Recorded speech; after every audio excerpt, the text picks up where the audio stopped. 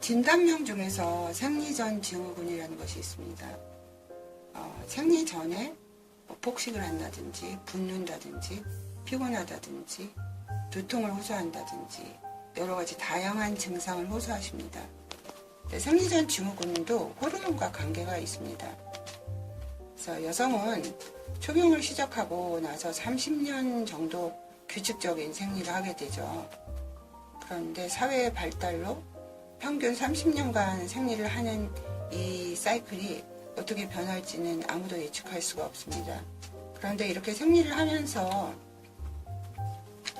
생리를 하고 나면 여성 호르몬이 에스트로겐이 올라가기 시작합니다. 그리고 배란기 때 피크를 이루고 배란기 이후에 감소되는 것입니다. 에스트로겐은 여성을 생기발랄하게 만들어주는 여성 호르몬 그러면 에스트로겐을 생각하시면 됩니다. 그래서 에스트로겐은 마치 이렇게 꽃이 만발한 듯한 느낌의 호르몬인 것이죠. 그리고 이제 성인이 돼서 피크를 이루는데 10세에서 13세 이렇게 중고등학교 시절, 초등학교 후반부 시절에 굉장히 급격한 증가를 합니다. 아이들의 특징이 여성의 체형으로 변하게 되고, 한 예로 문을 꽝 닫고 들어가서 친구랑 끝없는 수다, 아침에 늦게 일어나는 것들, 여성 호르몬과 관계가 있는 것입니다. 에스트로겐과 관련이 있는 것이죠. 그런데 그 에스트로겐은 여성을 여성답게 만드는 것입니다. 그리고 그 에스트로겐 때문에 생리전 증후군이 생기는 것이죠. 생리를 하고 나면 에스트로겐이 강화를 하게 되는 것입니다. 그런데 대표적인 것으로 이해를 하시면 임신이라는 것은 여성이 굉장히 힘든 일이에요. 그런데 임신을 잘 버티죠. 그 이유 중에 잘 버티게 하는 것이 에스트로겐입니다. 여러분이 혹시 산후 우울증이라는 진단명을 들어보셨나요? 산후에 여성이 굉장히 우울증의 빈도가 높습니다. 그러니까 예를 들어서 경증의 우울증도 있고 아주 심한 우울증으로 자살을 하거나 자기 아이와 함께 동반 자살을 시도하는 등 그 에스트로겐과 관련이 있습니다. 산후 우울증도. 그래서 이 생리전 증후군이 다양하고 에스트로겐에 의해서 생리전 증후군이 나타나는 것이고 대표적인 증상으로 폭식 같은 것을 호소하는 여성이 있습니다. 그래서 이것도 에스트로겐이 감소하면서 배란기 이후에 프로제스테론이라는 것이 급격하게 증가되는 것이죠. 근데 그 프로제스테론은 임신하는 동안에 아이가 잘 착상이 되고 유지되도록 유지해주는 호르몬입니다. 또한 그래서 프로제스테론은 배란기 이후에 마치 우리가 사계절로 비유하면 가을에 해당하는 호르몬인 것입니다.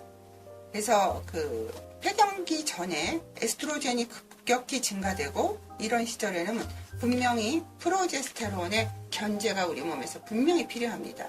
그래서 에스트로겐과 프로제스테론은 우리 몸 상태에서 주고받는 견제 세력인 것이죠.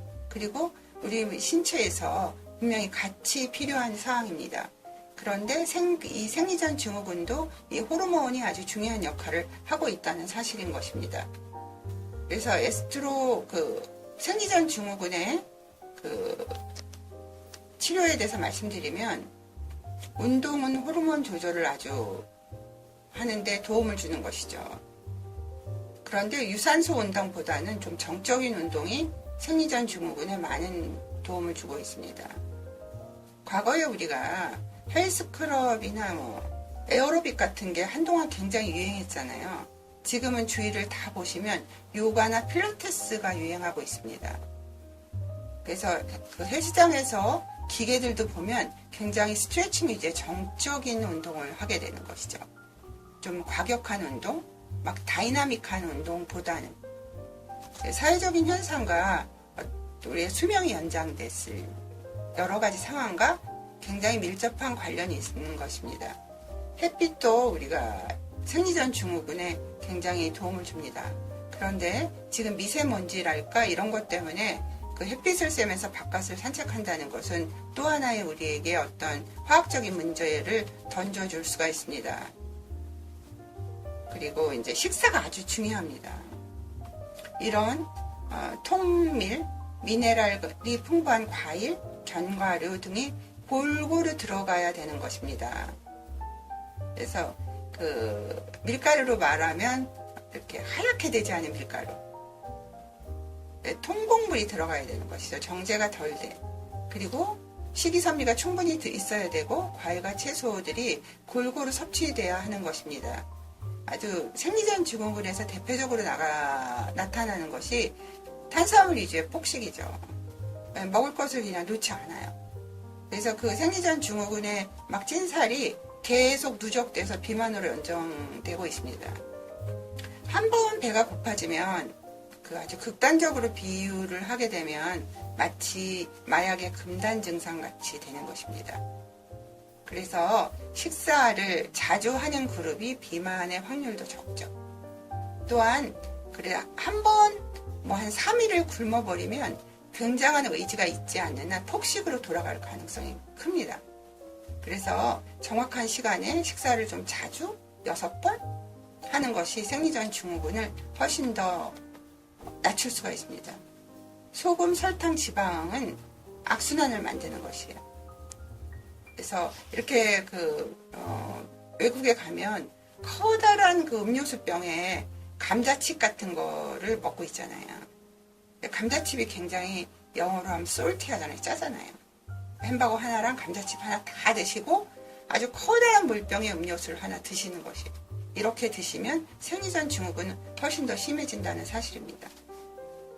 또한 이제 생리전 증후군 때 여러 가지 자극에 좀 취약해요.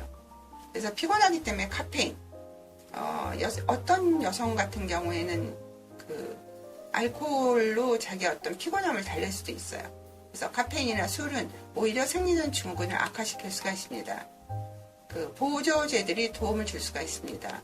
좋은 칼슘과 마그네슘이 나와 있는 보조제들이 있습니다.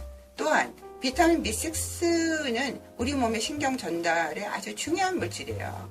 우리를 좀 즐겁게 하는 엔돌핀 같은 것이나 도파민 대사작용에 미네랄, 비타민들이 다 중요하죠. 그래서 비타민이 제대로 들어가지 않으면 엔돌핀이 제대로 기분을 조절하는 세로토닌 같은 것들이 제대로 기능할 수가 없습니다. 그래서 우리 몸을 좀 안정되게 하는 마그네슘, 그리고 칼슘, 그리고 비타민 B6 등을 드시는 것도 생리전 증후군을 좀 막아주는 한 방법인 것입니다. 과거의 스트레스는 보릿고개 때문에 쌀을 꾸러 갔어요. 먹을 게 정말 없었고. 그리고 문경세제를 넘다가 호랑이한테 잡혀 이렇게 먹을까봐 무서웠어요. 밤이 되면 멧돼지들이 내려와서 동네를 다 이렇게 휘젓고 다니잖아요. 그런 어떤 생사를 가르는 무서움이 있었는데 지금의 스트레스는 굉장히 틀려요. 그러니까 종류가 틀려졌다는 것이죠. 사회가 너무 빠르게 변하기 때문에 예를 들어서 교육으로 말하면 지금 중3 학생들이 자기가 일반고를 갈지 자사고를 갈지 자사고가 존재할 건지 이런 것들이 너무나 혼돈스러워서 공부를 진짜 하는 것이 지식을 축적하는 것인데 공부는 뒷전이고 정보 전쟁에 휩싸일 수가 있습니다. 교사들도 마찬가지죠. 그리고 사회가 빨리 변한다는 것이에요. 이런 변화와 무쌍함과 또 하나는 쓸데없는 정보에 계속 노출돼야 되는 것이에요. 제가 이제 예를 들어서 내가 알고 있는 지식이 좀 한정돼도 돼요. 그런데 어떤 친구가 갤러리아에 갔는지, 어떤 친구가 여름 휴가를 아테네에서 보내는지, 괌에서 보내는지를 다 알아줘야 되는 것이에요. 이런 것들 자체가 굉장한 스트레스예요. 그래서 스트레스를 조절하고 쓸데없는 정보에서 본인의 노출을 피하시는 것도 생리전 증후군을 해결할 수가 있습니다. 잠은 보약입니다. 이런 정보 전쟁에 노출되다 보면 새벽 2시까지 스마트폰을 잡고 계시는 분도 있어요. 과거에는 컴퓨터 앞에 앉아 있었는데요. 컴퓨터에 앉아 있는 모습은 없어지고 그냥 스마트폰을 들고 계세요. 그런 것들이 숙면을 충분히 방해할 수가 있습니다. 생리전 증후군은 악화되겠죠. 병원에 가시면 생리전 증후군을 치료하는 약제는 생리전 증후군과 호르몬, 세로토닌과 관계가 있습니다. 호르몬과 관련이 있어요. 그래서 그런 항우울제인 세로토닌을 조절하는 약제를 처방할 수가 있어요.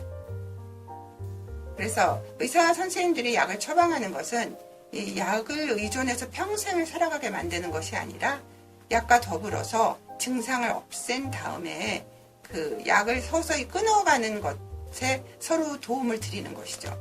요약해서 말씀드리면 생리정 증후군은 호르몬과 관련이 있다. 그리고 치료 약제는 세로토닌을 조절하는 약제를 주 약제로 쓰고 있다.